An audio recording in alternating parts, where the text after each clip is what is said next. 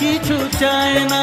জানাই তোমাকে তা দুটি চোখের ভাষা। এই তো ভালোবাসা।